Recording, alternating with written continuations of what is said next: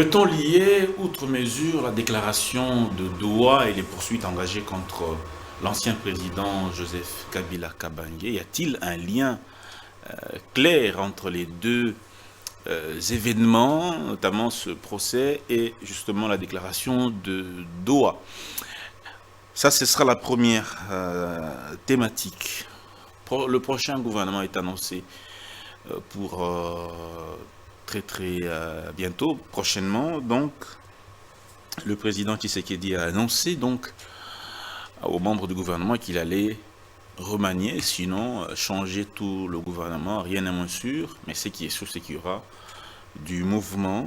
Ça va bouger un peu dans tous les sens. Ce gouvernement, quelles seront ses missions? Quelles devraient être les corrections à faire? Qui se sont démarqués dans ce gouvernement de Souminois? Et quel est le bilan déjà fait ou à faire au regard des 6 engagements pris par le président de la République ou même, je veux dire, par les autorités de façon beaucoup plus élargie, parce que les 6 engagements ont été pris par le chef de l'État au cours de sa prestation de serment en tant que chef de l'État, son investiture disons, et cela a été matérialisé par le gouvernement séminois à travers son programme présenté devant l'Assemblée nationale. Merci d'être avec nous, messieurs, dames. Je vais présenter les invités avant de justement de pouvoir entamer les sujets proprement dits de l'émission. Alors, je commence par ordre d'arrivée. Monsieur Henri Tchimbalanga, journaliste, analyste des questions de l'heure, commentateur des questions d'actualité. Bonjour et merci aussi de prendre part à cette émission. Merci beaucoup Dan et je salue Yves et Maître Eric qui ne sont pas, c'est pas la première fois qu'on partage avec eux. Je sais la pertinence de tout un chacun et au regard de ce que vous avez annoncé comme sujet, je crois que on va faire un effort pour être vraiment à la hauteur parce que c'est très important pour que ça nous oriente un peu par rapport à la direction que le pays doit prendre. Parce qu'on est sur cette sorte-là de bifurcation. Soit ça passe ou ça casse une fois pour toutes. Merci bien, monsieur Henri Tchimbalanga. Monsieur Yves Badjoko, secrétaire national à la jeunesse de l'ECD. Bonjour et merci également de prendre part à cette émission. Bonjour Dan, merci pour l'invitation.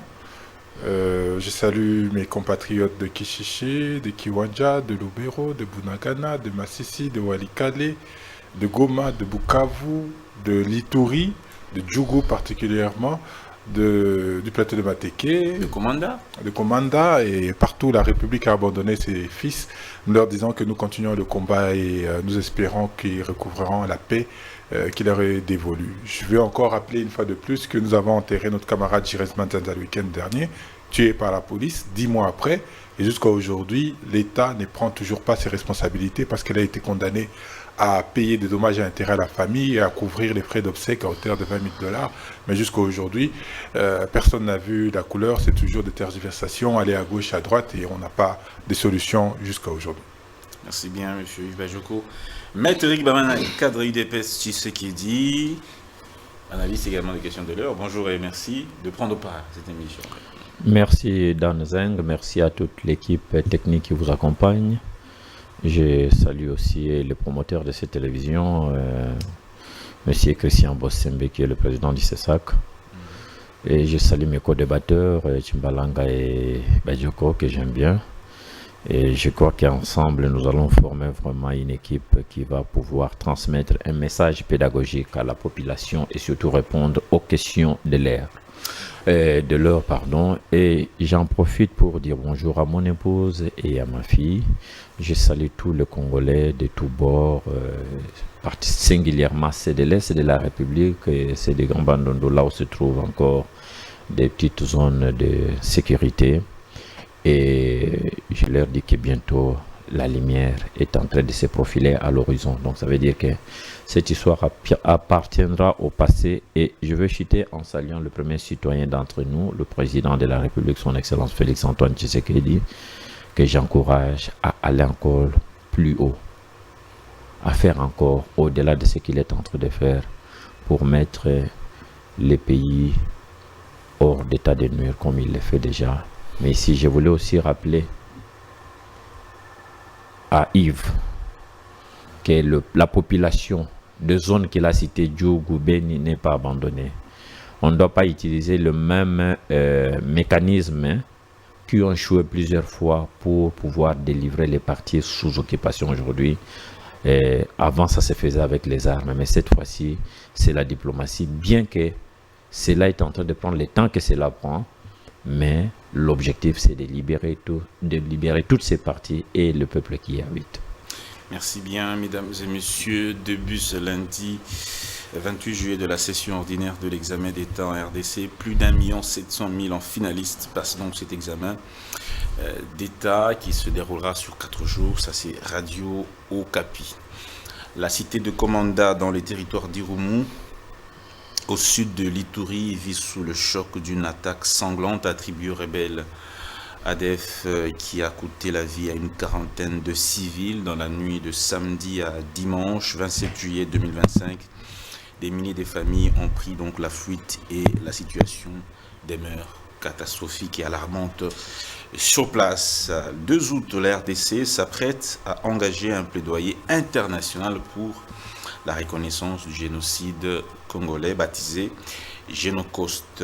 Plusieurs sources rapportent que le chef de l'État a promis de remanier le gouvernement souminois. Ça sera donc le gouvernement d'ouverture. Radio Okapi. À Massissi, la FCM 23 s'empare des localités de Choua. C'était le samedi dernier au cours d'intenses combats avec donc la coalition Ouazalendo. Merci. On va se limiter là pour ne pas prendre beaucoup de temps. On va revenir au sujet du jour. Premier sujet, c'est poursuite contre l'ancien président et déclaration de principe signée à Doha. Voyez-vous justement des liens entre ces deux événements qui se déroulent, l'un donc au Qatar et l'autre en République démocratique du Congo. On a suivi le point de presse de l'AFCM 23 qui a posé les préalables avant la reprise des discussions de Doha prévues le 8 août prochain.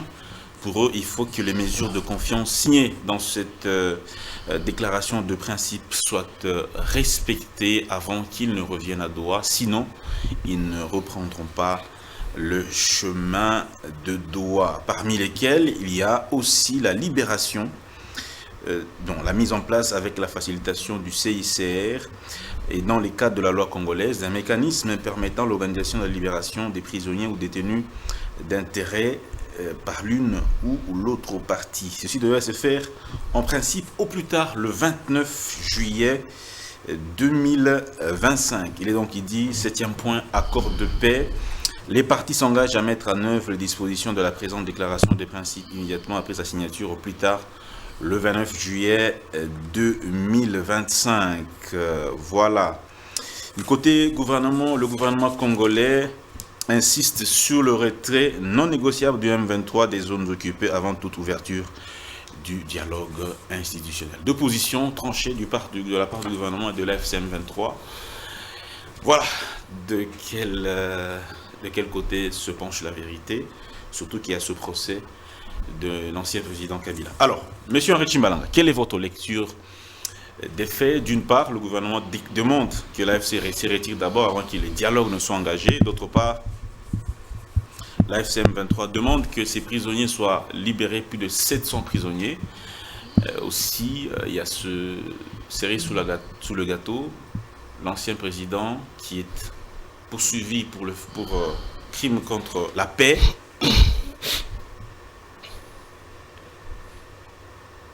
Où se penche la vérité, selon vous? Merci Dan, mais je vais commencer d'abord par la triste nouvelle de Komanda. Oui. Alors, selon la société civile locale, Oui. ces terroristes-là ont opéré en toute quiétude parce qu'ils ont relevé l'absence des éléments de maintien de l'ordre, principalement les FARDC, et ils ont constaté que ils sont beaucoup plus dans les mines. Ils sont en train de sécuriser les mines des Chinois.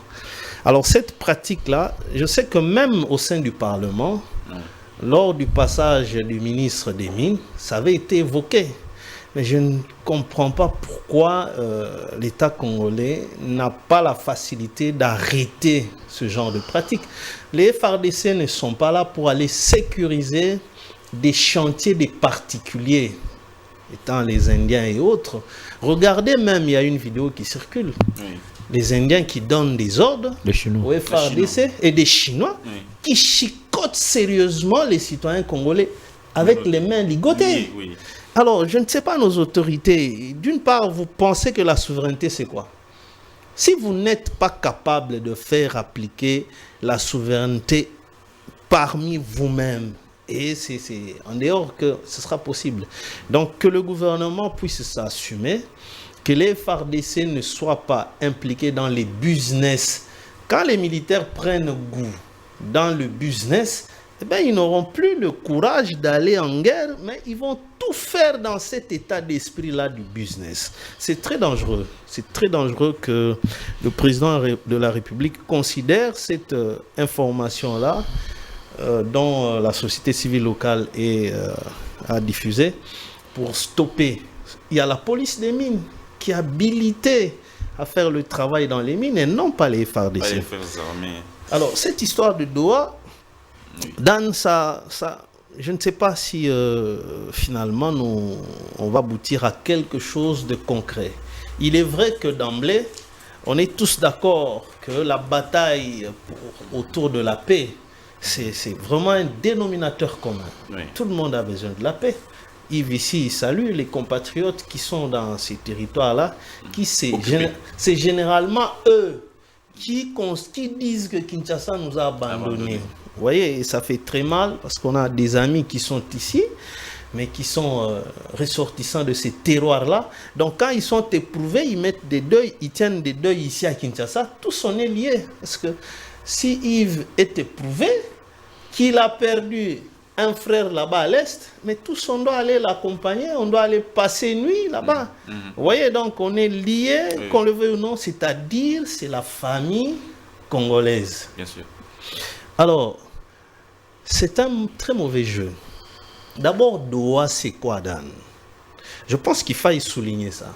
C'était la négociation directe entre le président Félix Tshisekedi et la FCM 23. Parce que si Toumambo n'est pas membre du gouvernement, par conséquent, il ne représentait pas le gouvernement, mais plutôt il représentait le chef de l'État. C'est suite aux exigences des États-Unis qui avaient programmé que, avant d'atterrir à la signature du deal, du fameux deal, vous devez d'abord avoir un accord de paix entre Kinshasa et Kigali. Ça a été fait au niveau de Washington.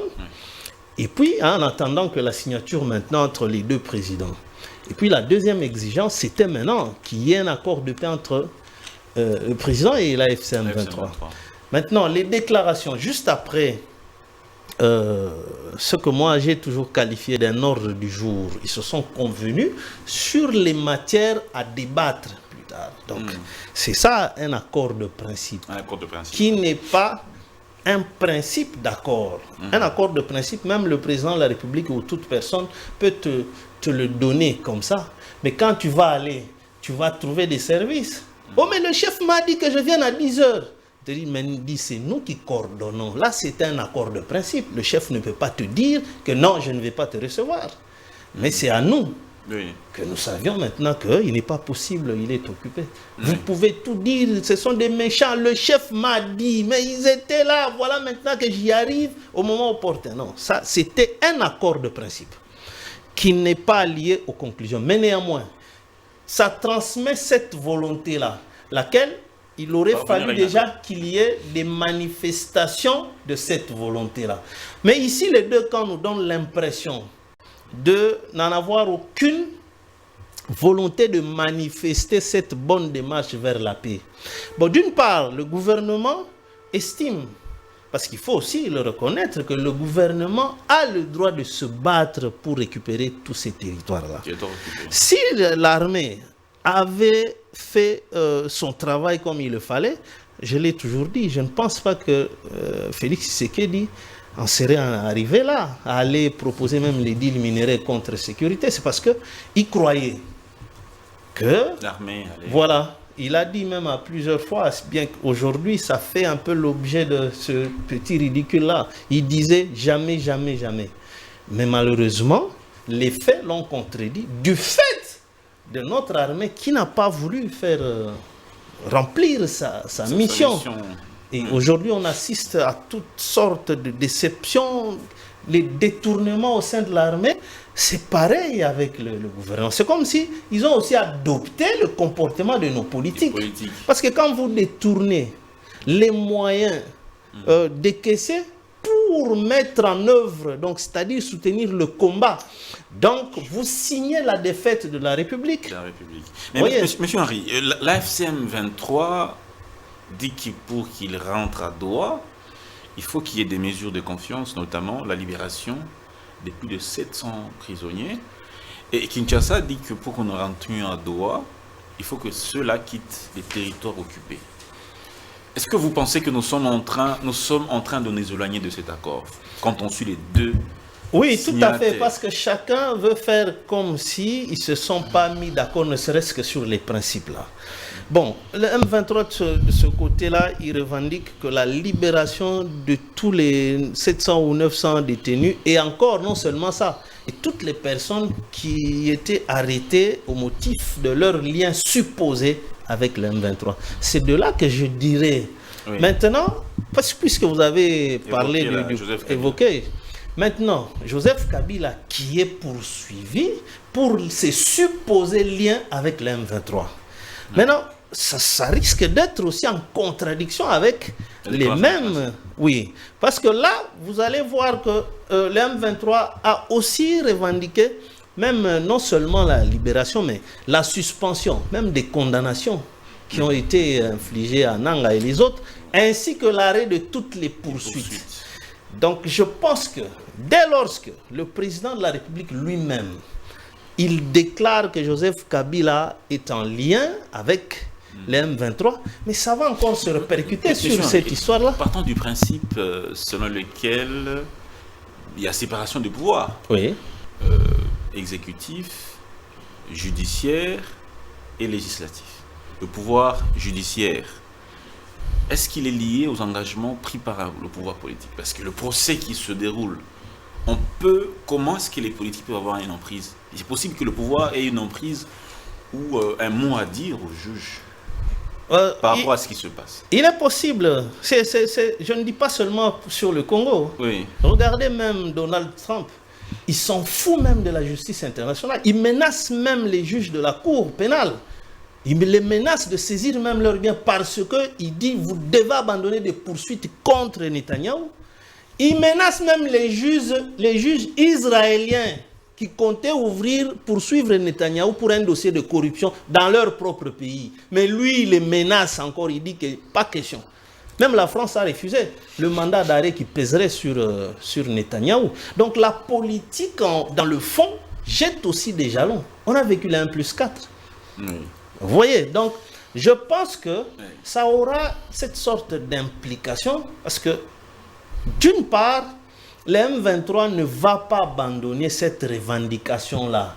Vous devez arrêter les poursuites sur tous ces gens dont vous supposez être en lien avec le M23. Merci. Or, officiellement, le gouvernement déclare que Joseph Kabila a des liens, il est le responsable, disons, a des liens avec le M23. Merci bien. Je pense que ça peut nous faire comme une contradiction. Mais bon, peut-être Maître pourra beaucoup plus éclairer dans ces termes-là. Maître Ibanay, je passerai la parole incessamment à M. Ibajoko. Mais je donne la parole à un juriste d'abord, qui peut aussi nous donner son avis à ce propos. Voilà, les deux parties sont en contradiction totale. Pour le gouvernement, il faut que la FCM23 se retire des zones occupées. Pour la FCM23, il faut que les mesures de confiance soient respectées. Quel est votre avis? Qu'est-ce qu'il faut faire pour finalement mettre les deux ensemble? Merci beaucoup, Monsieur Danzeng. Vous savez, nous sommes devant un document qui est intitulé Déclaration de principes. La déclaration de principes ici, c'est en quelque sorte une sorte de canevas ou de vademecum qu'on donne aux partis sur les grandes lignes de ce qui sera traité. Oui. Sinon, on aurait déjà considéré ça comme un accord signé et tout. Non, non. On vous donne une matière sur laquelle vous allez travailler et vous allez revenir avec des propositions. Et dans cette déclaration, le 5e point, ici, ou le 2e point, vous parle même de cesser l'effet permanent. Quand vous allez au 5e point, où vous parle du retour de personnes déplacés et des réfugiés. Mais rien que le premier point ici a été violé, même juste après signature, le M23 l'a violé. Quelques heures après. Quelques heures après. Vous comprenez? Donc, ici, il faut savoir faire la part des choses. Entre un mouvement subversif et l'État, l'autorité légalement établie. Nous sommes ici dans un cas de ce qu'on appelle une agression, orchestrée par un État voisin. Je vais les citer, la République tyrannocratique du Rwanda. Vous comprenez? Qui a orchestré une agression, qui a préparé une agression. Mais viole notre intégrité territoriale. Mais c'est disant que si je continue à porter le label RDF sur ma tenue, on va m'accuser. Donc je n'aurai pas de mécanisme pour m'échapper. Alors il faut créer un label. M23. On y a ajouté AFC. Donc ils opèrent comme ça. L'homme 23 n'a jamais eu une armée. L'armée qui combat là-bas, c'est l'armée rwandaise qui, une fois en République sur le territoire congolais, arbore ou porte les labels du M23. Oui, maître, tout ça, c'est peut-être bien, mais si on en vient au fait, du point de vue au niveau international, il y a des engagements pris par 2 États. Ces 2 États se sont déclarés soutenir. Ils ont dit qu'ils vont soutenir les processus de Doha. Là, nous sommes déjà à Doha. Ils ont signé la déclaration des principes avant l'accord. Les discussions sont censées commencer le 8 août, suivant la même déclaration. Mais on écoute déjà les deux parties signataires de cette déclaration se contredisent sur toute la ligne. Dans les 2 camps, où voyez-vous celui qui viole cette déclaration et celui qui est dans la vérité par rapport à cela? Merci beaucoup. Nous devons savoir que l'État a une mission de protéger et de défendre l'intégrité territoriale. L'État, c'est une personne, une fiction juridique, une personne immatérielle, mais qui est représentée par des personnes physiques, dont le président de la République. Article 69 de la Constitution. Ici, nous avons affaire à un mouvement subversif qui entre, mais qui veut revendiquer des droits comme si c'était un mouvement légal. Mais déjà, quand on a signé, ça veut dire que nous sommes contraints, en tant qu'État, à respecter. Je parle ici d'un canevas. Oui. Puisque c'est sur ce canevas que chaque parti est allé faire maintenant un travail sur un document final qui sera présenté. Bien sûr. Vous comprenez? Oui. Et les discussions qu'on va présenter le 8 vont aboutir, le 8 août bien entendu, vont aboutir à une signature définitive d'un accord de paix et qui va reprendre, je ne dis pas totalement tout ce qui est sur les déclarations de principe ici, puisque beaucoup de points connaîtront des modifications. Mais ici, je voulais aussi, puisque j'ai suivi ce matin sur une chaîne, sur la toile, un certain Mbonipa, Benjamin Mbonipa. C'est lui qui a été le chef de la délégation du M23 AFC à Doha. Il fait une déclaration comme quoi que la condition sine qua non, avant toute chose, avant qu'il ne retourne à Doha, il faut qu'on libère 700 prisonniers. Oui. Je ne sais pas, vous pouvez m'aider. Peut-être que j'ai fait une lecture kangourou, mais lorsque j'ai lu ces documents ici, je n'ai pas vu ça. Vous pouvez m'en donner lecture? Il y a comme Et si cela est posé en règle d'ordre comme condition sine qua non? Il y a les mesures de confiance Oui, qui sont là. oui. Si vous avez ça, donnez-moi ça. Puisque je n'aimerais pas qu'on puisse faire une lecture sélective ou bien une lecture tronquée de cette déclaration de principe. Bon, il y a le 7e point. Oui. Peut-être, je ne sais pas si c'est la vérité. Oui, on oui. va quand même lire. Oui, le 7e point. 7e point. Oui. Point 2. Oui. Les partis s'engagent à mettre en œuvre les dispositions de la présente déclaration des principes immédiatement après sa signature, au plus tard le 29 juillet 2005. Ok. Entre ce que stipule cette disposition, bien ce point-là, et ce que Mbonipa est en train de déclarer, est-ce qu'il y a... Bon, mais ici c'est moi qui pose des questions. Hein? Non, mais je vous pose... C'est maintenant, là, j'ai réfléchi à haute voix. Okay. Vous comprenez qu'il y a ce qu'on appelle une interprétation sur mesure de cette disposition-là ou bien de ce point-là. Point n'est besoin, on n'a pas demandé aux partis d'exécuter ce qu'ils sont en train de, surtout la République démocratique du Congo, ce qu'ils sont en train d'exiger. Le faire, ça sera ce qu'on appelle, je peux appeler ça abus de pouvoir ou bien une bêtise que les gens ne peuvent pas admettre ou bien ne comprennent pas qu'est-ce qu'ils ont signé exactement. Et j'aimerais rappeler ici, je m'excuse, j'ai encore mes 3 minutes parce que je vis le temps que vous avez perdu. Je vais ici demander, Mbonipa, je crois que c'est un sujet congolais, ce n'est pas un Rwandais. Mbonipa, ce nom-là, à moins que je me trompe, je crois que c'est un Congolais d'origine. Oui. Je vais parler de Nanga, je vais parler à tout le monde. Vous avez été reçu avec pompe. Mais j'aimerais vous ramener vers les années 97. Le même Rwandais, les Ougandais et les Burundais avaient accompagné l'AFDEL. Mais une fois arrivés au Congo, vous avez vu ce qu'ils ont fait de tous les Congolais qui les avaient accompagnés.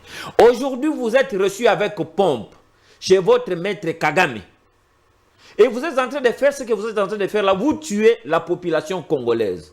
L'honneur ou bien la gloire que vous avez atteint, sachez-le qu'une fois que ces gens-là verront soit leur objectif atteint, ou une fois peut-être qu'ils seront bloqués, vous serez congédiés comme des palefreniers.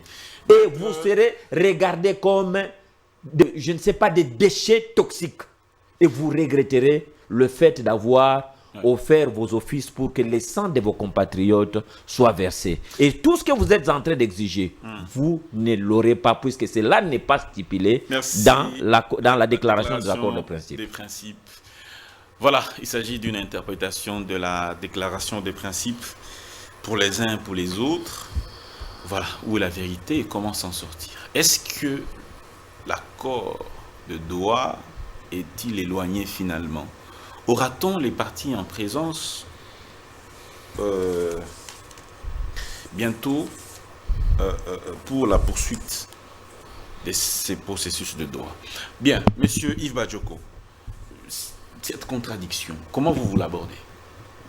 Merci Dan pour la question. Je vais d'abord revenir aux questions des exactions. Maître Bamana a dit que le gouvernement faisait tout pour qu'il recouvre la paix, mais il faut croire que c'est insuffisant parce que dans l'Ituri, zone sous état de siège, avec une opération conjointe entre la République démocratique du Congo et l'Ouganda, qu'on ait 150 personnes qui soient mortes en un mois, c'est problématique. Ça veut dire que l'efficacité des mesures qui sont mises en place pose problème. Et surtout que dans l'inconscient collectif congolais, on a oublié nos frères de Goma, on a oublié nos frères de Bunagana, on oublie nos frères de l'Ituri qui sont sous occupation à notre sens. C'est pourquoi moi je me fais le devoir de toujours le rappeler. Donc s'il y a des choses qui sont faites, eh bien, les mécanismes qui sont mis en place sont insuffisants et on compte encore des morts. Mais la question c'est jusqu'à quand nous allons compter ces morts. Donc il est impératif que nous puissions trouver des mécanismes réellement efficaces afin de permettre à nos compatriotes, de permettre aux épouses de nos frères, parce que vous avez salué votre épouse, de nos frères qui sont dans cette partie, de vivre avec la dignité requise et la paix dont ils ont besoin. Je vais revenir sur ce que M. Tshimbalanga a dit tout à l'heure sur la récupération que l'État congolais avait le droit de pouvoir récupérer, de défendre l'intégrité territoriale et de récupérer les espaces. Non, la déclaration de principe nous ôte cette prérogative. Il dit ceci sur la question du cessez-le-feu. Il dit, dans son deuxième boulette, il dit « Les partis réaffirment les engagements en faveur d'un cessez-le-feu permanent qui inclut l'interdiction des actes suivants. » Et en troisième point, toute tentative de conquête ou de modification des positions par la force sur le terrain. Ça veut dire que les positions sont figées aujourd'hui. Ni la République démocratique du Congo, ni les M23 n'ont le droit de vouloir soit conquérir, soit récupérer des territoires. Donc on a enlevé à l'armée cette possibilité. Donc aujourd'hui, nous sommes dans une situation extrêmement difficile. J'ai dit toujours qu'il faut lire l'accord, la déclaration des principes et l'accord qui va venir à la lumière de ce qui a été fait à Washington. Parce que j'ai entendu Maître Bamana ici s'époumoner à vouloir décrire le Rwanda comme étant un ogre, comme étant l'agresseur, alors que Washington a vidé cette question. Aujourd'hui, le Rwanda, c'est l'agressé. Et l'agressé par qui? L'agressé par les FDLR. Les FDLR qui sont où? Qui sont de l'armée congolaise. Donc aujourd'hui, dans la compréhension de ce qui est écrit à Washington, c'est la RDC qui agresse le Rwanda et qui, le Rwanda, use de son droit de défense et a placé des mécanismes de défense dans notre... Ce n'est pas ma compréhension. Si vous lisez, c'est un français assez facile. On n'a même pas besoin de faire référence à des notions diplomatiques pour comprendre. Lorsque le Rwanda dit qu'elle met des mesures de défense dans les territoires congolais, c'est pourquoi? C'est pas pour attaquer. Les mesures de défense, c'est pour se défendre. Donc, elle se défend de quelque chose. Et on consacre les FDLR comme étant les agresseurs. Et le Rwanda insiste en disant que les FDLR sont de l'armée congolaise. Il faut être très prudent dans ce que nous faisons. Sinon, nous allons nous enfermer dans des conjectures qui vont galvauder l'avenir de nos enfants. C'est pas ma compréhension. C'est ça la traduction que vous devrez avoir. Washington a enlevé la position de Rwanda. Et d'ailleurs, à aucun moment on dit que la République démocratique du Congo est agressée par le Rwanda. Vous permettez en quelques secondes que je nettoie ce qu'il vient de dire là. Non, je vais vous dire que le Washington que vous prétendez, qu'il a soutenu cela, je vous ramène seulement à une rencontre qu'il y a eu, je crois, il y a 2 jours, entre Donald Trump et la présidente de la Commission européenne. Il a fait encore cette déclaration. Il était en train de parler de 6 millions de morts.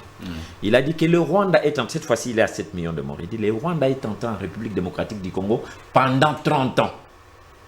Et il a tué à la machette 30 millions de morts. Vous me dites oui, c'est ce qui est écrit. Mais les déclarations d'un chef d'État américain, ça vaut son pesant d'or. Quand Donald Trump va passer, on va vous opposer l'accord que vous avez signé. Les paroles, c'est très intéressant, mais l'accord que vous signez, c'est ça qui va vous lier et qui nous lie dans l'avenir. Donc, comme nous avons dit, autant l'accord de Washington, autant la déclaration de principe de Doha est déséquilibrée et totalement bancale par rapport à la République démocratique du Congo. On s'est plaint ici avec que le cessez-le-feu a été violé quelques heures après. Vous ne répondez pas. Le M23 n'a jamais... Je pose d'abord les bases. Vous allez revenir à votre question, ne vous inquiétez pas. Je pose d'abord les bases et je rencontre ce que mes co-débatteurs ont dit. Le M23 n'a jamais respecté le cessez-le-feu, à aucun moment. Vous devez le savoir. Alors il faut être conséquent aujourd'hui et de ne pas se positionner en victime en disant voilà que le M23 a violé les cessez-le-feu. Il a toujours violé le cessez-le-feu. Mais je reviens sur la question de la libération des 700. Mais la déclaration des principes dit clairement il faut des mesures de confiance. Tout autant la République démocratique du Congo va demander des mesures de confiance au M23, tout autant le M23 va demander des mesures de confiance à la République démocratique du Congo. Et qu'ils évoquent pour eux la libération des 700 de leurs camarades. Au-delà de tout sentiment particulier, de manière neutre, c'est légitime, je veux dire, dans ce sens qu'ils veulent tirer le meilleur parti dans la technique des négociations. Ça, c'est la technique des négociations. Ils sont en train de négocier. Ils ont commencé déjà avant et ils continuent dans la négociation. Et même toutes les postures que vous voyez en ce moment sont des postures qui reviennent que dans la technique des négociations pour prendre le pas sur les autres. J'espère que de notre côté, la République démocratique du Congo, ou encore M. Tshisekedi à travers son représentant, va demander des mesures de confiance au M23 pour que nous nous sentions à l'aise. La libération de quelques territoires. Ils ont dit lors de la conférence de presse que Kinshasa commandait la libération d'une forêt ou d'un... Mais Qu'il commande ou qu'il ne commande pas, j'espère qu'on va exiger pour que ce soit des mesures de confiance qui permettent d'avoir une discussion plus saine. On ne va pas essayer dans les déclarations de ce que M. Boni va prendre ça pour dire, considérer cela comme étant totalement vrai. Est-ce que dans la déclaration de principe, il est dit qu'ils doivent libérer les territoires avant de reprise des négociations à Doha? Ben, c'est ce que je suis en train de vous dire. Il y a les principes, il y a certains principes qui guident la négociation. Parce que nous sommes en négociation. Même si M. Bamana, il veut aller, peut-être qu'il fait monter la mayonnaise de son côté aussi, mais nous sommes déjà en négociation. Aujourd'hui, les M23 est au même pied d'égalité que la République démocratique du Congo. Sinon, ça ne sert à rien d'aller à Doha et de poursuivre sur ce qui s'est fait à Doha. Il faut le comprendre dans ce sens-là. Mais moi, je serais heureux. Mais sauf que la République démocratique du Congo nous a déjà prouvé par le passé qu'elle abandonne très vite ses exigences. Nous avions dit, nous avions demandé, et Maître Bamana il dira que M. Tshisekedi s'est battu pour obtenir le retrait de troupes rwandaises de notre sol. Nous avons signé un accord sans jamais avoir obtenu les retraits des troupes rwandaises de notre territoire. Mais je crois que j'ai un peu moins de temps de parole que tout le monde. Vous n'avez pas regardé votre montre. Mais non, je crois que j'ai un peu moins de parole. Non, mais voilà, vous avez posé une question essentielle à M. Timbalanga sur le procès de Kabila avec les applications qu'il pourrait avoir. Est-ce qu'il a posé cette question? Moi, je pense qu'il n'a pas encore posé. Ou alors il a évoqué. Sinon, on allait répondre. Ou alors c'est. Sinon, même moi-même, j'allais répondre. Ou alors ça a été évoqué. On est encore sur la déclaration des principes. Bah, d'accord, ok. Donc, je vais vous rendre la parole, même si vous me donnez un peu moins de temps. Ça, c'est votre avis toujours. Alors, Monsieur Henri Timbalanga, je vous repose la question. Alors, comment résoudre ce problème, cette contradiction? Comment finalement arriver à mettre tout le monde d'accord par rapport à cela, sur justement les mesures de confiance de part et d'autre? Quitter, libérer les prisonniers, comment mettre les deux protagonistes encore à la table de négociation? Dan, d'abord je dirais à Yves que il a mal pris ce que je disais, ce que je voulais plutôt parler. Récupérer les territoires, sinon assurer l'intégrité du territoire national, eh bien c'est la mission régalienne de la République. C'est même constitutionnel, même dans la prestation de serment du président de la République, je ne parle pas de Tshisekedi, quiconque sera, dans le cadre de cette constitution, appelé à assumer ces fonctions-là, eh bien, il va prêter ce serment-là et il va s'engager à défendre l'intégrité du territoire national. Donc, je voulais tout simplement évoquer cette obligation de l'État congolais. Et l'État congolais est en train d'y aller, mais par cette voie-là, du fait que, par la voie de la guerre, notre armée nous a fait la déconfiture et il ne restait que celle-ci.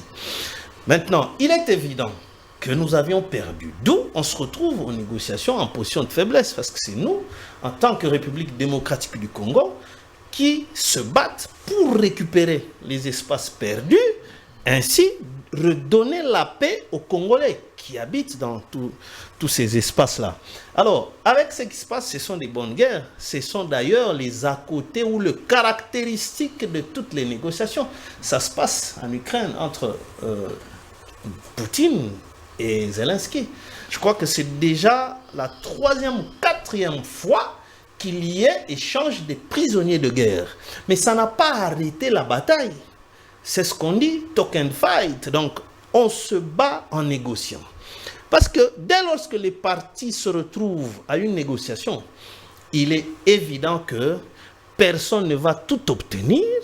Il y aura toujours des concessions.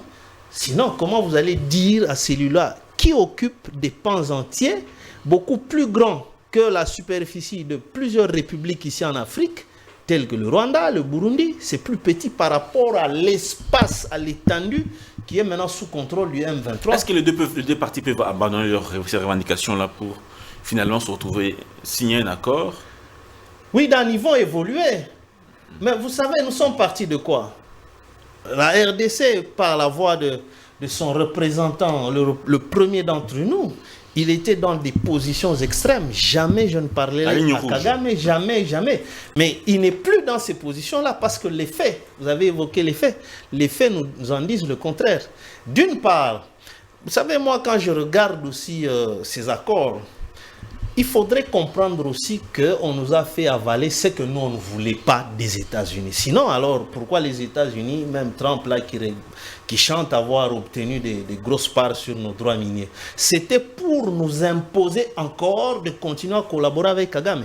Il n'y a pas d'obligation à partager avec le voisin. Il n'y a pas que Kagame. Lui, Trump, là-bas aux États-Unis, que font-ils de leurs voisins? Le Cuba est là. Ils ne partagent pas avec le Cuba. Ils chassent tout le monde, les Mexicains. Mais ce n'est pas à nous. C'est une fausse notion. On est voisins, d'accord. On n'est pas obligé de vivre ensemble. On peut être là, mais chacun chez soi. Toi, est-ce que tu es obligé d'aller manger chez ton voisin? Non. Vous vous retrouvez peut-être sur la route. Ah, voisin, vous allez bien? Les enfants vont bien? Ça s'arrête là. Mais on nous amène dans un engagement où ce sont nos minerais qui seront traités au Rwanda et par conséquent, ça va créer de l'emploi là-bas. Mais finalement, ce n'est pas ça qui était à l'origine. Sinon, à quoi aurait servi cette démarche-là de Félix Tshisekedi pour aller amener, proposer ce deal-là? Je crois que naturellement, c'était pour nous chasser, ces gens-là. Quand Israël recourt aux États-Unis, ce n'est pas pour que Trump vienne amener Netanyahou à négocier. Mais au contraire, il dit... Je vais donner à Netanyahou tout ce qu'il faut pour qu'il fasse le job. Quel job? Chasser les Palestiniens, maîtriser tous les Iraniens et les autres. Mais ici, chez nous, il accepte ce deal-là. Mais en retour, on a quoi? Merci. Maintenant, pour le rapprochement, je disais qu'ils vont évoluer. Et c'est un comportement qui caractérise souvent des négociations. Vous gardez, vous maintenez vos rapports de force, ainsi de suite. Mais sinon, déjà le M23 a violé. Parce qu'ils ont récupéré 3 localités à l'issue des intenses combats. Oui, c'est vous voyez? Donc, peut-être, dans cette technique-là, ils se disent, voyons, on essaie un peu de voir s'ils ont déjà réorganisé leur armée. Et quand ils poussent, ils trouvent que c'est pareil.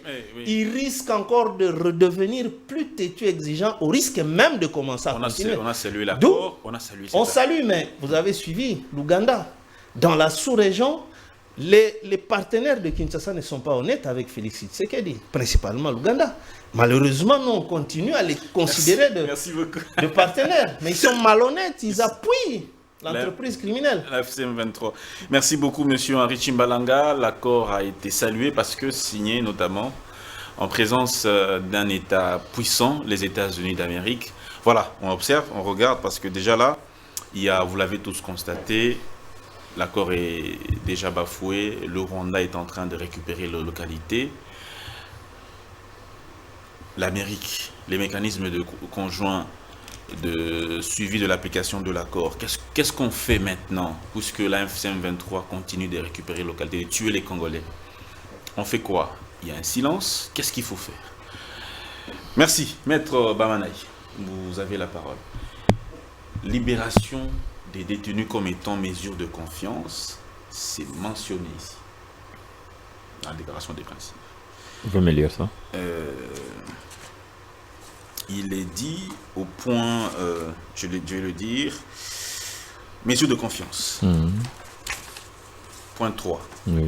Les parties s'engagent à instaurer les conditions nécessaires à l'application effective de ces mesures, notamment la mise en place avec la facilitation du CICR et dans les cas de la loi congolaise, des mécanismes permettant l'organisation de la libération des prisonniers ou des détenus d'intérêt par l'une ou l'autre des parties. C'est-à-dire, du côté AFCM 23, on doit libérer les prisonniers qui sont des prisonniers du côté gouvernement congolais.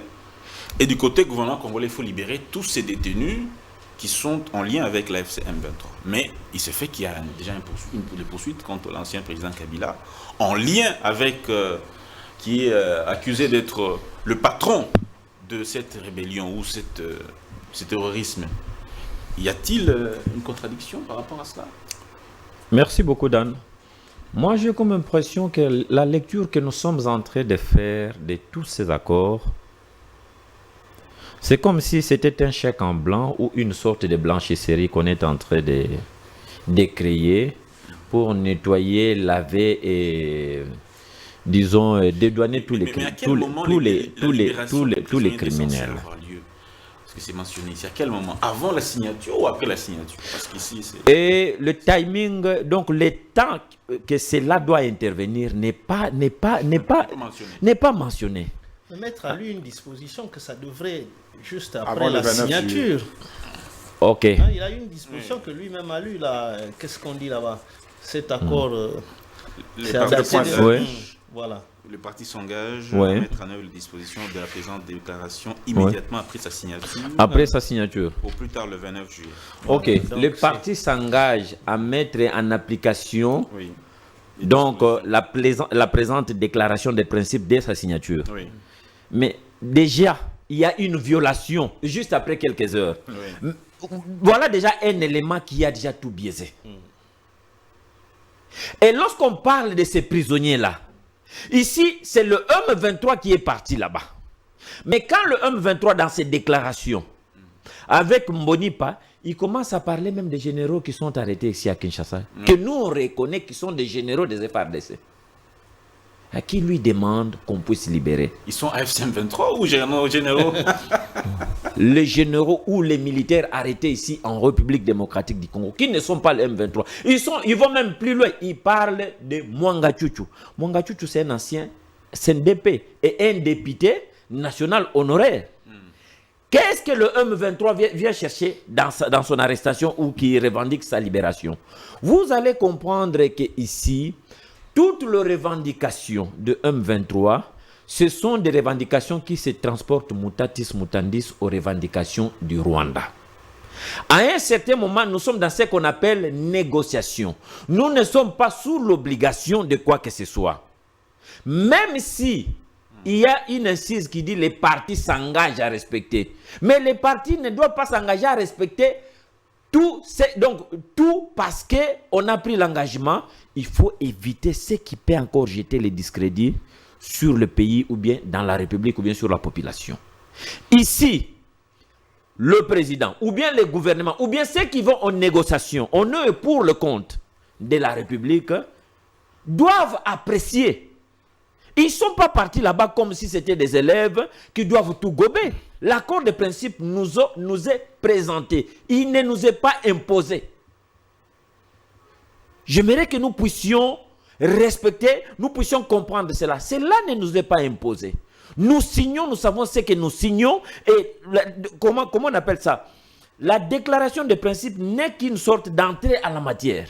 Et nous allons aborder les questions d'une manière plus profonde lorsque nous serons là le 8. Donc il y a des points ici que nous serons appelés à rejeter ou à élaguer de cet accord. Vous comprenez? Bien entendu, de cette déclaration. Alors, Kabila, Joseph Kabila. Alors là, vous venez avec la question de Joseph Kabila. Oui, allez-y, posez votre question. Joseph Kabila, est-ce qu'il rentre dans ce cadre-là des prisonniers qui sont censés... il n'est pas prisonnier, je veux dire.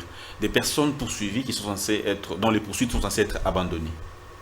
Non. Ici, le cas de Joseph Kabila n'est pas assimilé d'abord, même si nous avons reconnu, le président de la République a dit que Kabila est le chef de M23. Mais ici, Kabila, on est en train d'abord de le poursuivre montu proprio en sa qualité de l'ancien président de la République qui est soumis à une loi qui avait été votée, je crois, en 2018 ou en 2017, avant la fin de son mandat, bien qu'il avait violé, le mandat s'est terminé. En 2016, permettez-moi. Donc, il est sous l'observation, il est soumis à ce qu'on appelle la loi portant statut des anciens chefs de l'État, qu'il a violé avec flagrance.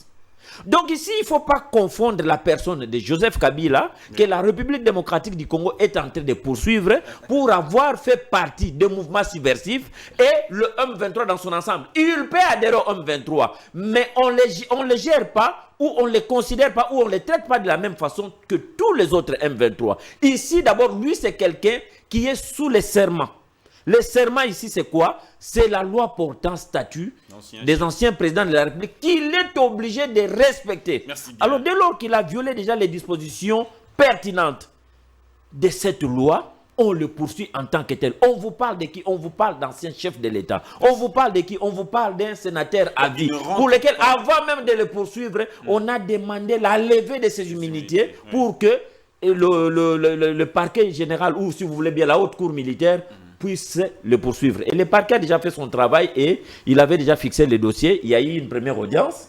C'était la semaine passée. Merci. Nous attendons la suite. On a renvoyé à la week-end. Donc il faut pas, puisque malheureusement, c'est le langage qu'on trouve même chez nos amis, les Yves ici, Badioko. Non, il faut faire très attention.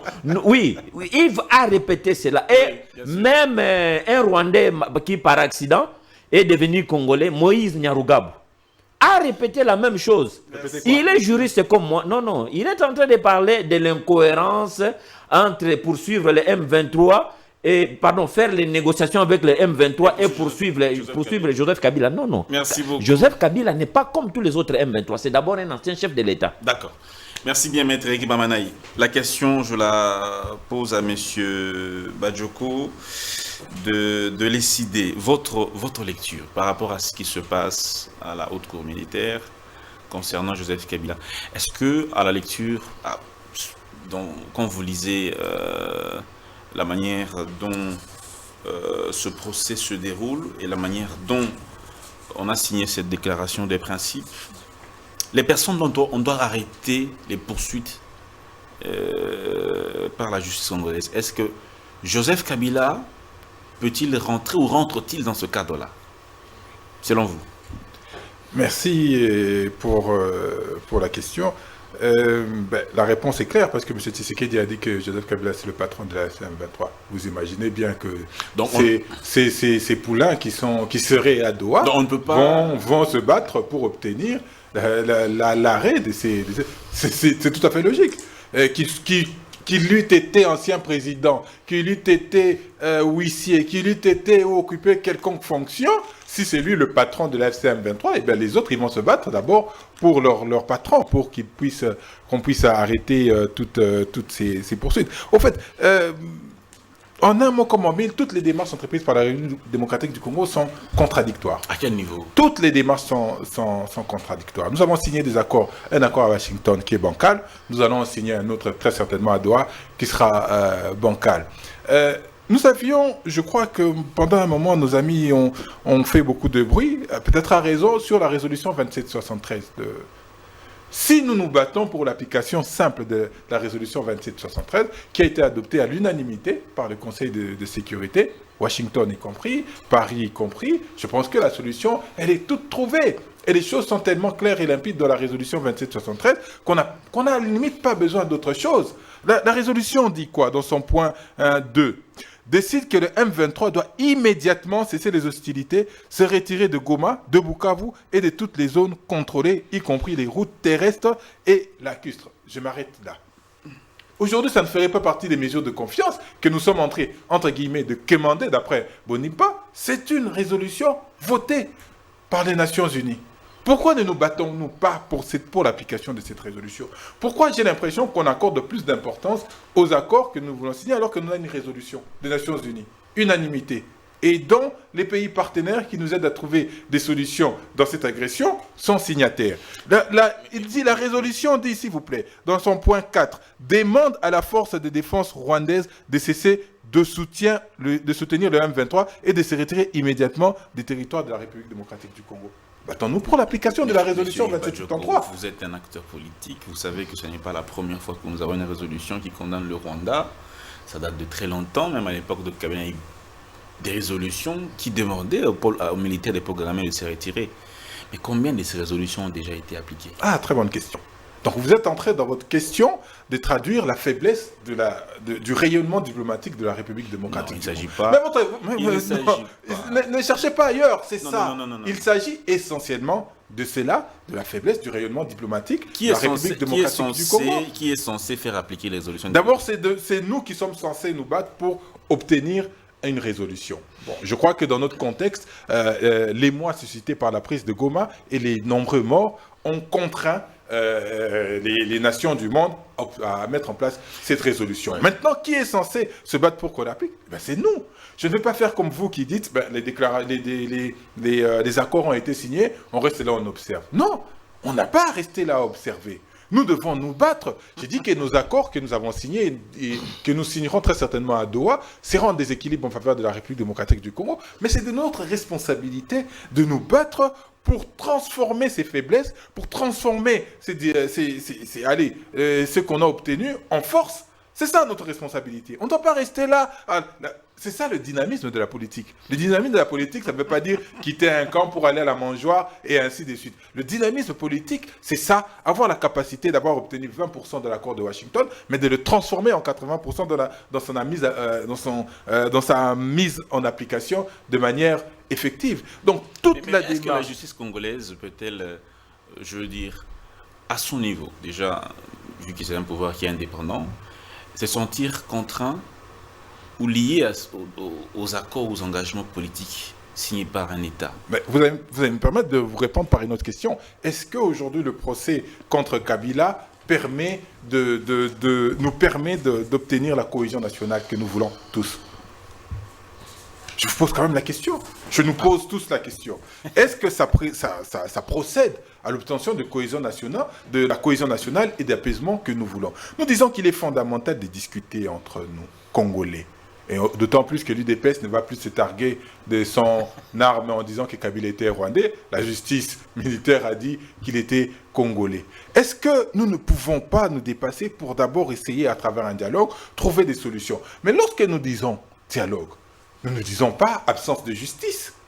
À aucun moment nous disons absence de justice. Nous disons qu'il faut que les Congolais se mettent ensemble pour effectivement parler des questions qui minent et parler des questions qui fâchent. Je vous repose une deuxième question. Est-ce qu'aujourd'hui, et le M23 l'a posé, moi je n'ai pas encore de réponse, j'espère que vous aurez la réponse. Est-ce qu'aujourd'hui il est concevable, pourrons-nous concevoir la paix sans implication de Joseph Kabila? Nous le disons depuis très longtemps. Nous avons mis des acteurs en présence pour que les Congolais se parlent. Nous avons dit qu'il faut Joseph Kabila. Nous avons dit qu'il faut Félix Tshisekedi. Nous avons dit qu'il faut Moïse Katumbi. Nous avons dit qu'il faut le président du commandant du peuple Martin Fayulu. Nous avons dit qu'il faut la société civile. Certains nous posent la question, mais vous, qu'est-ce que vous voulez? Pourquoi vous avez à mettre Joseph Kabila dans cette affaire? Qu'est-ce que nous, c'est une bonne question, qu'est-ce qu'on a à voir à emmener Joseph Kabila dans cette affaire? Parce que nous n'oublions pas que nous disons en 2018 que c'est lui qui a volé la victoire du peuple. Mais nous sommes conscients qu'aujourd'hui, ils font partie du problème. Le commandant...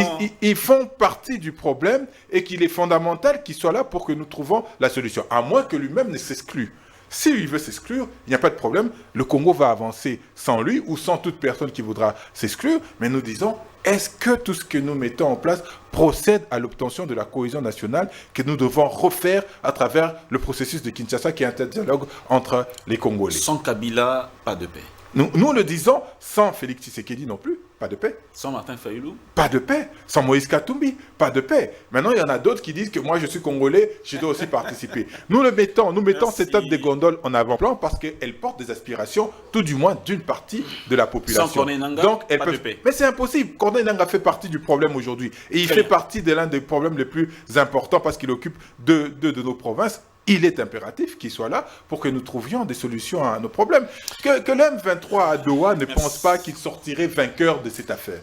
Que M. Tshisekedi ne pense pas qu'il sortirait vainqueur de cette affaire. Non, nous allons tous perdre quelque chose, mais le plus important, c'est qu'il faut que le Congo aille de l'avant et que c'est le Congo qui puisse gagner.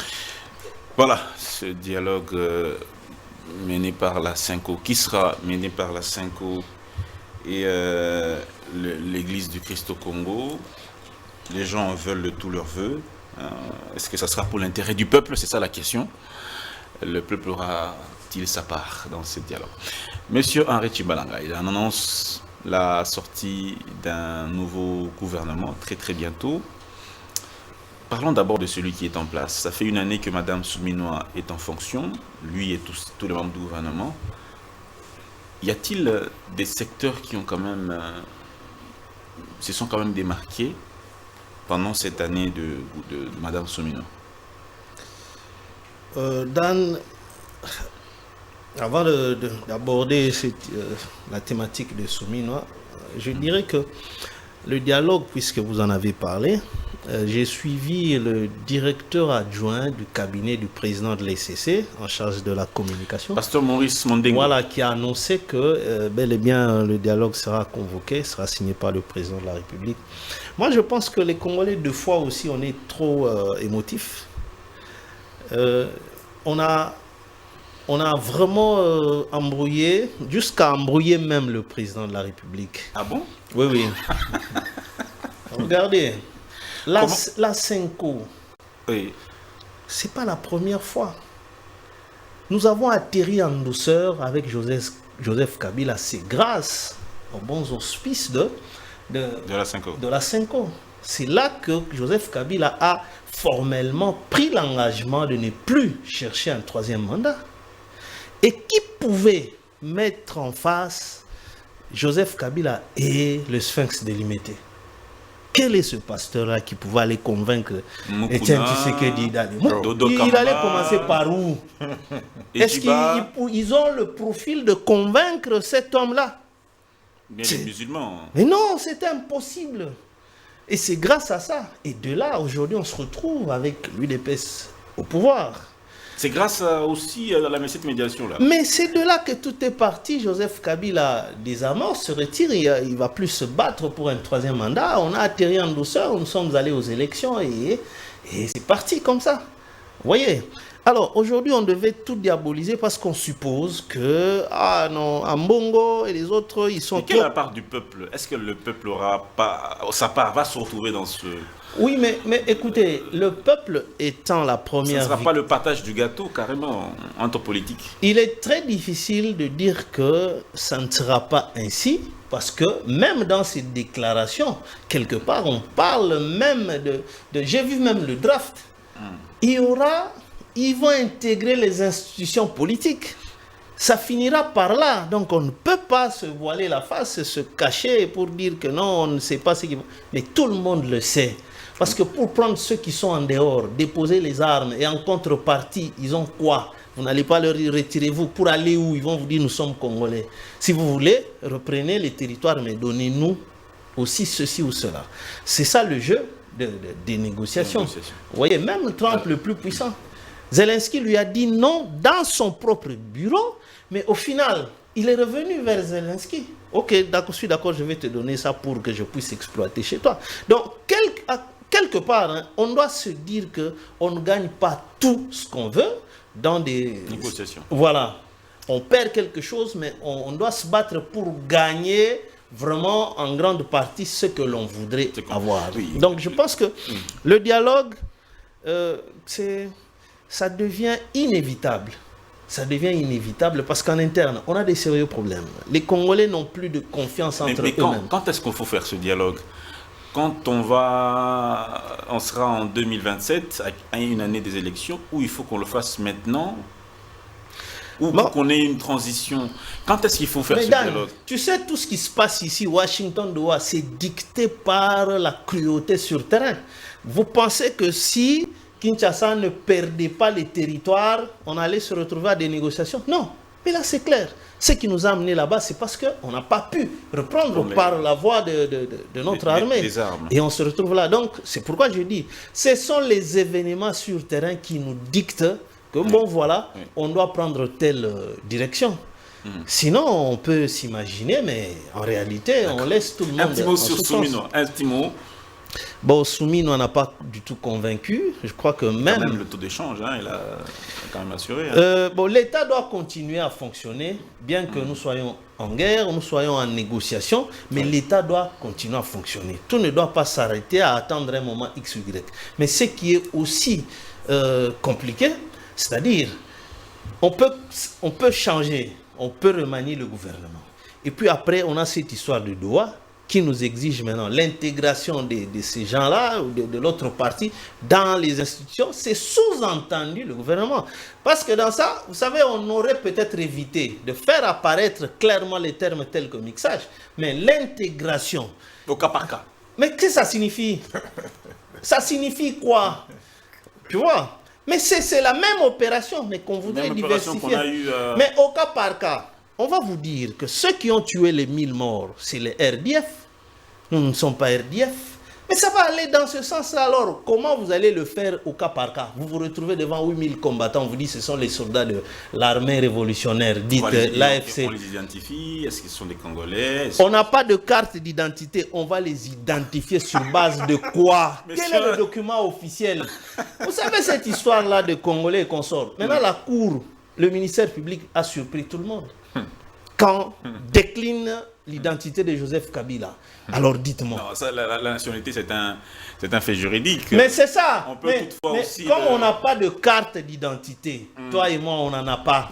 Maintenant, on va identifier les Congolais et les non-Congolais sur base de quoi? Parce que vous avez évoqué la notion juridique. Maître est là.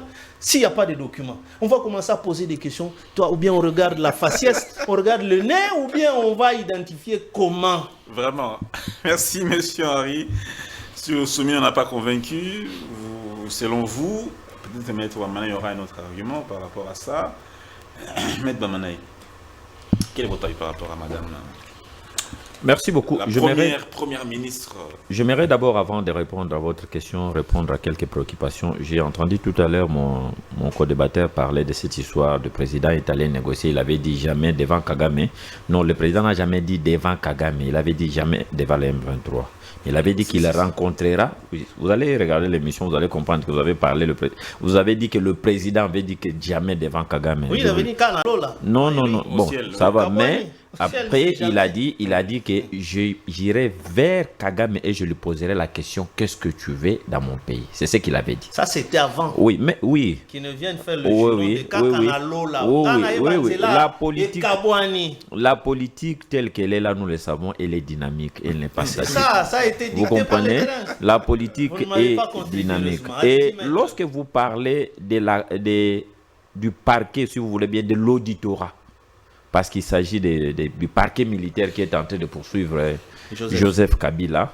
Oui. Lorsque vous dites qu'ils ont, puisque c'est là, à défrayer vraiment la chronique, en déclinant l'identité de Joseph Kabila, on l'a reconnu comme un citoyen congolais. Fils de Laurent. Je m'excuse. Non, calmez-vous.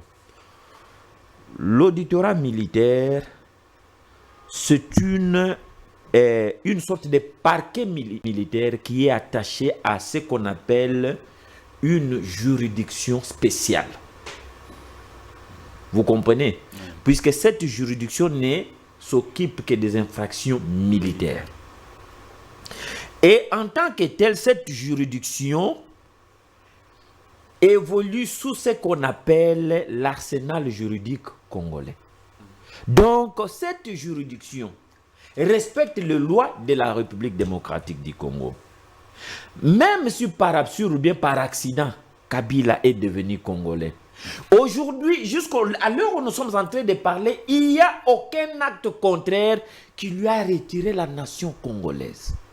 Vous comprenez? D'où le ministère public ne pouvait pas passer outre cela. Il devrait lire ce qui est en vigueur sur la personne de Kabila. Mais laissons aboutir, comment on appelle ça, évoluer ce qu'on appelle le procès. Ça, on a lu, c'est l'identité de la personne qui l'a décliné. C'est ce qui est écrit dans ce document. En droit, on doit respecter cela. Même si la réalité sociologique sur le terrain est tout à fait autre.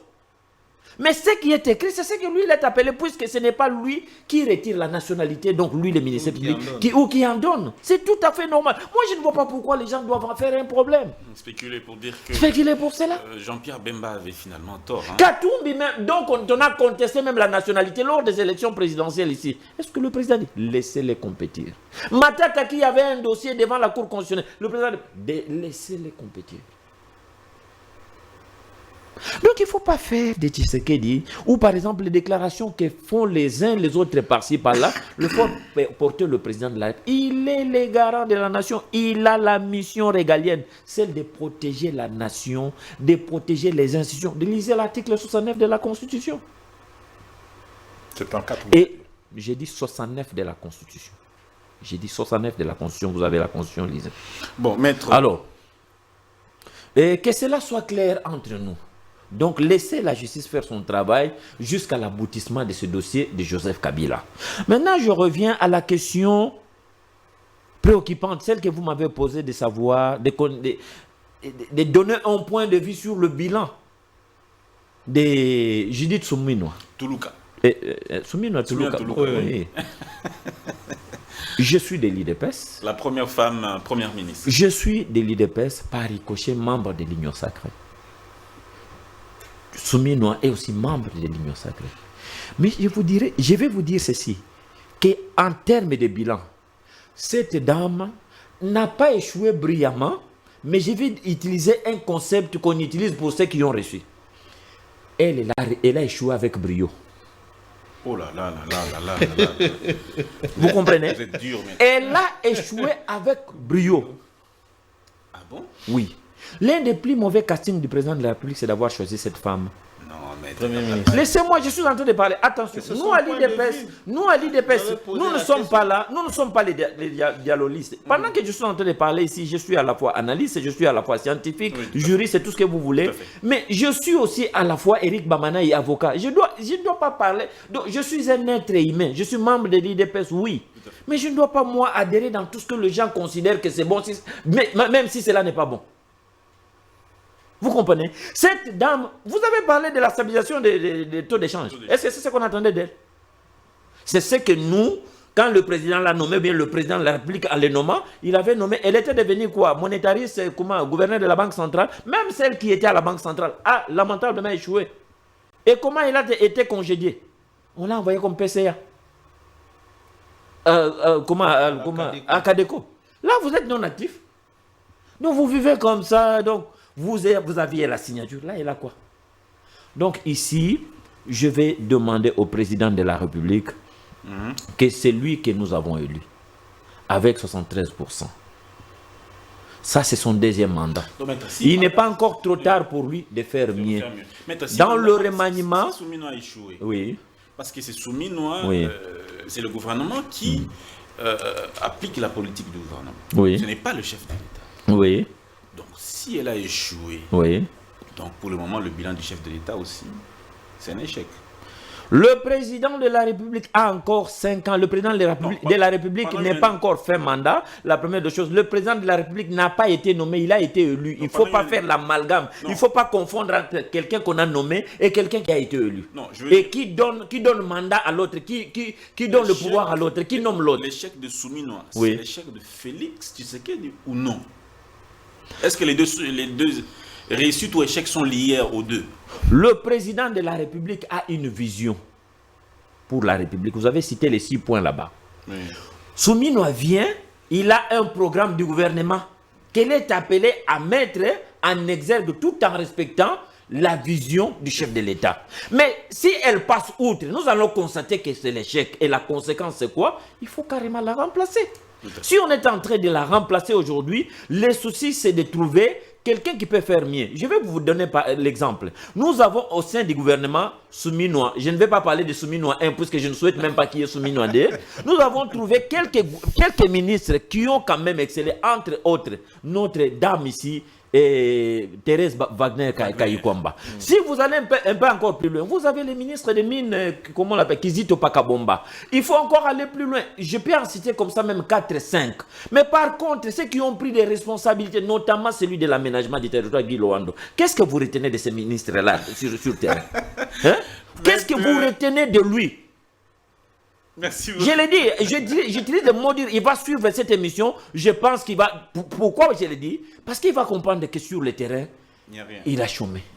Il a chômé. Merci. Alors, il est temps que le président ne se limite pas seulement à changer les têtes de l'exécutif, mais qu'il change aussi la tête de l'exécutif, mais qu'il échange aussi, qu'il fasse un bon casting en remerciant plusieurs. D'ailleurs, on nous a dit que même on nous a dit même que lors de la réunion passée du gouvernement, le président en a fait mention, il a déjà remercié pour ceux qui vont partir, qu'ils partent. Qu'ils partent. Merci bien, monsieur Badioko, vous êtes le plus malheureux, certainement.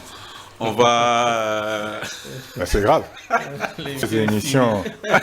Mais non, je ne peux pas ne pas prendre ma dernière prise de parole. Je vous ai eu. Hein. Alors, on termine avec vous, monsieur Badioko. Votre avis par rapport au gouvernement Suminwa? Voilà, très bien. Mais je vais quand même d'abord revenir sur ce que le praticien du droit a dit, que le parquet a fait son travail, que la justice n'a fait que lire ce qui était écrit, même si c'était des faussetés, ce qu'il n'a pas dit, même si c'était des faussetés, le procès pourrait continuer. Non, maître. Lorsque la forme est déjà biaisée, c'est fini. Le fond, on ne va plus l'analyser. Il faut que si vous dites que ce monsieur-là s'appelle... Si vous dites que ce monsieur-là s'appelle... S'il vous plaît, laissez-moi ce montant de parole. Une lecture erronée. S'il vous plaît. S'il vous plaît. Non, Timbalanga, non, je me suis... Aujourd'hui... C'est le dernier tour de table. Je n'aimerais pas que vous puissiez... Mais attendez, laissez-moi finir. Laissez-moi d'abord finir. Vous avez dit que ça importe peu, que la nationalité de Kabila... La nationalité de Kabila, aujourd'hui, la justice a dit qu'il était congolais. Donc arrêtez ce débat parce que ça ne vous servira plus à rien, parce que c'est confirmé par la justice. Donc je reviens encore ici sur la question du dialogue qui est fondamental, qui est impératif. Vous dites par exemple, qu'est-ce que la population gagnera de la question? Vous avez le dernier jour des dépôts de candidatures en 2016. Est-ce que vous avez senti la tension dans la ville, particulièrement de Kinshasa? Tous les magasins avaient fermé, ou ceux qui avaient ouvert étaient aux aguets pour savoir qu'est-ce qui va se passer. Est-ce qu'il y aurait des soulèvements? Est-ce qu'il y aurait du désordre? Et vous dites que l'accord, par exemple, de la Saint-Sylvestre n'a rien apporté. Si, ça a apporté de la sérénité, ça a apporté de la paix. Et oui, vous avez posé une question qui allait dans ce sens. Que gagne la population congolaise? Ou alors, si nous allons dans le processus de Kinshasa, que va gagner la population congolaise? Déjà, refaire la cohésion nationale. C'est ça l'important. Déjà que les Congolais, on n'a plus confiance aux uns aux autres. C'est grave. On est séparés par le tribalisme, on est séparés par le clientélisme. Même au sein, par exemple, même pour lui-même, au sein de l'UDPS, vous avez entendu après les dernières nominations, même au sein de l'UDPS, on commence à vilipender M. Tshisekedi en disant, ah voilà, lui avec ses gars. Donc il y a un problème. Il faut refaire cette confiance. Et là, on ne refait la confiance qu'à travers des discussions, qu'à travers un dialogue. Et il est fondamental que nous, les Congolais, nous mettions autour d'une table à travers le processus de Kinshasa, qui n'est plus piloté que par la CENCO et les CC. Aujourd'hui, ce sont les pères spirituels, parce qu'il y a M. Ejiba, parce qu'il y a M. Kamba qui sont intervenus. Il y a même M. Eberand, le conseiller en matière de sécurité de M. Tshisekedi, qui est associé. Donc il faut aller très vite dans ça. Arrêtons de perdre notre temps avec ces questions de remaniement, qui sera un gouvernement qui va prendre juste un peu d'argent parce qu'il faut installer les nouveaux, il faut sortir les précédents, et ça ne va amener nulle part. Dialogue pour une transition de 2 ou 3 ans, ça peut passer. Ne me laissez pas présager, je ne veux pas vous dire ce que nous pensons de manière très détaillée de ce processus. Moi, je vous dis que nous avons un cahier des charges. Il y a un président qui a un mandat, s'il vous plaît, laissez-moi finir. Dialogue, transition pourquoi? Laissez-moi finir. Nous avons un cahier des charges que nous allons exposer le moment venu pour pouvoir trouver des solutions aux problèmes des Congolais. Vous parlez de Dame Souminois. Je vous ai dit dans tous les plateaux que le seul mérite que M. Tshisekedi voudrait tirer de la nomination de Dame Souminois, c'est dire que je suis le premier à avoir nommé une dame. Et ça s'arrête là. C'est fini. Il ne pense, mais je suis clair, et il ne pensait pas, il ne pensait pas, et jusqu'à aujourd'hui, il ne pense pas, parce que mon co-débatteur, Maître Bamanaï, n'est pas toujours en phase. C'est le cas avec la majorité des communicateurs de l'Union sacrée. Ils ne sont pas en phase avec Félix Tshisekedi, parce que Félix Tshisekedi dit il va resserrer le gouvernement. Il est très probable. Vous savez pourquoi on appelle quelqu'un conseiller? Moi, je ne suis pas officiellement nommé conseiller, mais ce que je suis en train de faire ici, c'est d'apporter un plus au président de la République. Maître Bamanaï, qui est de mon parti. Il est très probable que Dame Souminois soit reconduite, parce que c'est ça l'engagement, en tout cas la voie que M. Si cela se fait, moi je vais m'incliner devant la volonté du chef de l'État, mais ce n'est pas ça mon souhait. Il y a eu des engagements. Il faut analyser le travail de Souminois au regard des engagements. Il faut un pouvoir d'achat plus fort. Est-ce que les Congolais ont un pouvoir d'achat plus fort aujourd'hui? La réponse est clairement non. Il faut créer 1,5 million d'emplois aux Congolais. Est-ce que il faut 1,5 million d'emplois par année. C'est dit par année. Il faut 1,5 million d'emplois par année. Est-ce qu'on a créé 1,5 million d'emplois par année? La réponse est claire. Non, mais c'est très grave, Dan, si vous dites ça, que vous ne savez pas en tant que journaliste. Moi, je sais qu'à travers la société Pepsi, à travers la société des carrélages, on a créé 2900 emplois. On n'a pas créé 1,5 million d'emplois. Si vous ne savez pas, c'est extrêmement grave ce que vous dites. La République démocratique du Congo tout entière est liée aux travaux ou aux emplois donnés par Pepsi et ce que vous avez cité. Mais est-ce que vous avez suivi les derniers discours de M. Tshisekedi au Parlement? Allez suivre, il l'a dit lui-même. qu'on a créé l'usine de Pepsi et l'entreprise de carrelage. Il a dit très clairement, je vous dis qu'il a... chiffres officiels. Mais moi, je vous donne les chiffres. Vous ne savez pas. Vous avez dit tout à l'heure que vous ne savez pas. L'engagement, c'était 1,5 million d'emplois par année. Ils en ont créé 2900. Moi, je vous donne les chiffres. L'État n'est pas créateur d'emplois. S'il vous plaît. L'État fait venir des investisseurs qui donnent de l'emploi. Je suis d'accord. Il y a déjà un début où il y a des investisseurs qui commencent à venir. S'il vous plaît. Mais vous voulez... Je suis en train d'analyser. Et là, pourquoi vous m'interrompez? Parce qu'on est d'accord que Dame Souminois a échoué lamentablement. Je me pose... Mais écoutez le dernier discours de M. Tshisekedi au Parlement. Mais ce n'est pas moi qui l'ai dit, c'est M. Tshisekedi qui l'a dit au Parlement. Pourquoi vous voulez m'opposer ça? Opposer ça à M. Tshisekedi. Moi, je vous annonce très clairement que c'est 2900 emplois créés, ce n'est pas 1,5 million d'emplois. On part sur la question de sécurité et d'intégrité territoriale. Jusqu'à aujourd'hui, deux provinces sans sous-occupation rwandaise, l'Ituri est sous occupation ougandaise. La question sécuritaire pose problème. Donc, je suis parfaitement d'accord avec mon ami Babanaï pour une fois que Dame Souminois a échoué, mais que M. Tshisekedi s'apprête à la reconduire pour faire Souminois 2, malheureusement pour lui. Merci beaucoup, mesdames et messieurs. Et l'Ituri n'est pas occupé, c'est une partie des localités qui sont occupées, puisque dire que l'Ituri est occupé, c'est faux. L'Ituri, c'est toute une province. L'Ituri est occupé par l'Ouganda. Non. J'insiste. Non. Il y a la présence de l'armée ougandaise qui est dans ce qu'on appelle mutualisation des forces avec de l'UPDF avec les FARDC. Ça, c'est pour la consommation Non, attention. Il faut savoir faire la part des choses. L'Ituri n'est pas occupé. Il y a mutualisation de forces. Donc, c'est nous qui les avions invités. Nous nous sommes mis ensemble. Comment Et complètement terminé. On va se retrouver donc demain avec d'autres invités. On espère qu'on aura les chiffres officiels pour pouvoir justement faire un focus. Mais renseignez-vous et rappelez-moi. Parce que vous ne savez pas. Moi, je savais. Renseignez-vous. Bien et au revoir.